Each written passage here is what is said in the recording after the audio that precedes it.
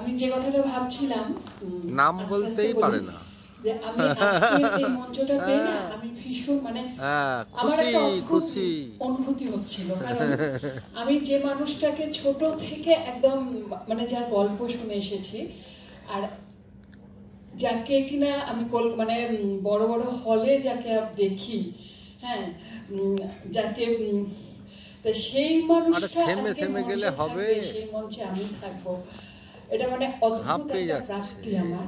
তার সঙ্গে সবার অভিনয় অসাধারণ, বরণ করে নেবে আমাদের।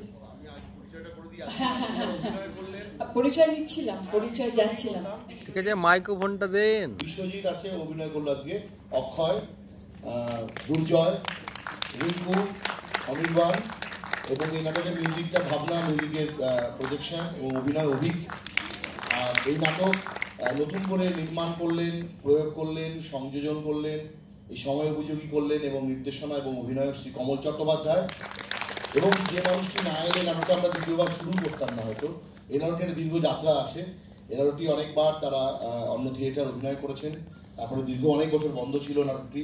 আমরা চাকদা নাট্যজন যখন সিদ্ধান্ত নিয়ে নাটক করবো আবার এই সময় শিক্ষার সংকটে দাঁড়িয়ে, তখন যে মানুষটির কাছে প্রথম ছুটে যায় তিনি হচ্ছেন শ্রী প্রদীপ ভট্টাচার্য, এবং তার সম্মতি নিয়েই তার উপস্থিতিতে এবং তার সমস্ত উপদেষ্টায় আমাদের এই নাটক নির্মাণ হয়েছেন শ্রী প্রদীপ ভট্টাচার্য।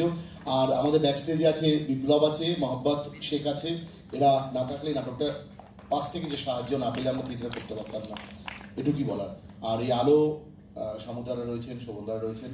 এই মঞ্চ আপনাদের সকলের প্রিয়, আমাদেরও খুব প্রিয় মঞ্চ, ফলে তাদের প্রত্যেক কর্মীকে আমাদের নাট্যজনের প্রণাম। আপনাদের উপস্থিত সবাইকে প্রণাম। করলাম সঠিক মনে নেই, বহুকাল পরে করলাম, প্রায় ওইরকম মাঝে এক আধবার ওই নিজে ইম্প্রোভাইজ করে কিছু একটা করেছি আর কি।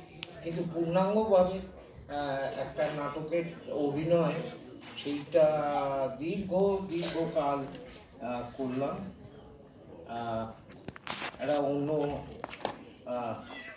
কি বলবো, অন্য রকম অনুভূতি তৈরি হলো। আপনাদের সকলকে রবীন্দ্র সদন আরেকটু পূর্ণ হলে ভালো লাগতো, এই আর কি, আর কিছু বলার নেই।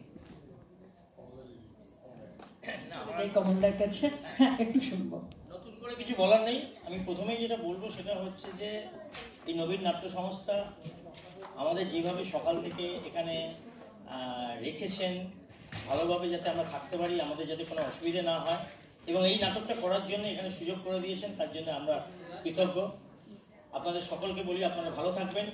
অস্থির একটা সময়ের মধ্যে দিয়ে আমরা যাচ্ছি। আপনারা যদি আমাদের পাশে না থাকেন আমরা নাটকটা করতে পারবো না। আগামী দিন হয়তো সেই দিকেই আমরা এগোচ্ছি, যাতে এই সংস্কৃতিটা বন্ধ হয়ে যায়। সেই জন্য যারা আছেন তাদেরকে বলি আমরা এটা করেই বেঁচে আছি, আর আপনাদের মতো দর্শক আছে বলেই আমরা আছি। তাই জন্য সবাই একসঙ্গে থাকুন, বেড়ে বেড়ে থাকুন, সংস্কৃতির পাশে থাকুন। শুভরাত্রি। শুনে নেব তুফানেন্দ্রটা। হ্যাঁ, ৪৩ বছরের পদার্পণ উপলক্ষে এই আমাদের নবীন নাট্য সংস্থার যে ৩ দিনের নাট্যোৎসব গত ২৬শে এপ্রিল থেকে ২৮শে এপ্রিল হলো, এই ৩ দিনের নাট্যোৎসব আজকে শেষ হলো। আবার আগামী দিনে আমাদের নাট্যোৎসবে এবং অন্যান্য অনুষ্ঠানে আবার আপনাদের সঙ্গে আমরা মিলিত হব। আমাদের অনুষ্ঠানে উপস্থিত হয়ে আমাদেরকে উৎসাহিত করবেন, যে আশা ও বিশ্বাস রেখে আপনাদের সকলকে আন্তরিক অভিনন্দন, ধন্যবাদ জানিয়ে আমার বক্তব্য শেষ করছি। আপনারা ভালো থাকুন, আগামী দিনে আবার দেখা হবে। নমস্কার। আমি পাঠিয়ে দেবো না, না আমি এই দলে নাই।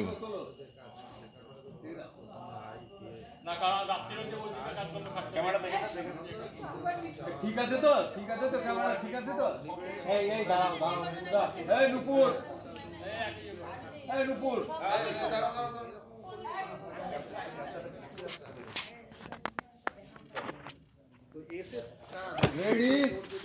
Ready go.